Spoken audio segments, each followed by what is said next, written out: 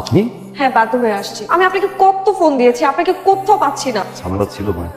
ভালো আছেন আপনি? আমি ভালো নাই। সামনের উইকে আমার বিয়ে ঠিক হয়ে গেছে। আপনি প্লিজ আমার এই বিয়েটা ভেঙে দেন, প্লিজ যেভাবে হোক আমার এই বিয়েটা ভেঙে দেন। এখন আর পাগলামি করার বয়স আছে? বিয়েটা করে ফেলেন। হ্যাঁ, আমি বিয়ে করবো, কিন্তু সেটা আপনাকে।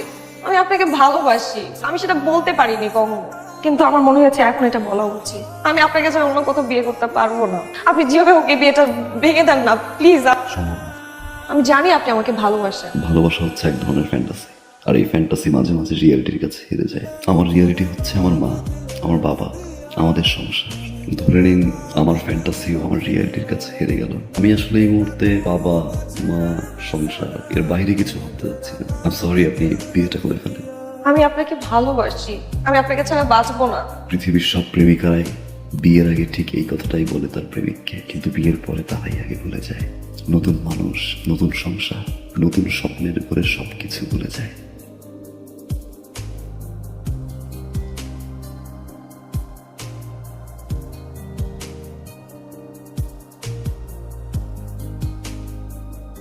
কেমন আছেন? ভালো।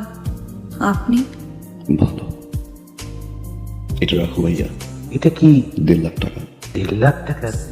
কেন? ওই যে তোমাকে না বলে নিয়েছিলাম। এটা লাগবে না, ছোট ভাগে থেকে 1.5 লাখ টাকা দিয়ে একটা মোটরসাইকেল দিতেই পারি। এটা লাগবে। লাখ লাখ টাকা। তোমার কাছে এটা 1.5 লাখ টাকা হতে পারে, আমার কাছে অনেক কিছু। তোমার এই 1.5 লাখ টাকা আমার এই জীবনের মোড় ঘুরিয়ে দিয়েছে ভাইয়া।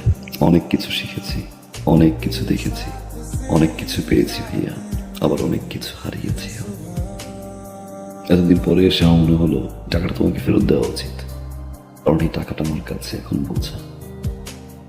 রাখো ভাইয়া, বাবা মায়ের জন্য দোয়া করবা, আশীর্বাদ। বসবি না, কিছু খাবি? যে বাসা এখন পর্যন্ত আমার বাবা মাই খেতে পারেনি, সে বাসা আমি খেয়ে কি করবো ভাইয়া? ভালো থাকো। মা, আগামী 15 তারিখে আমাদের ফ্লাইট। আলহামদুলিল্লাহ আমরা হজে যাচ্ছি।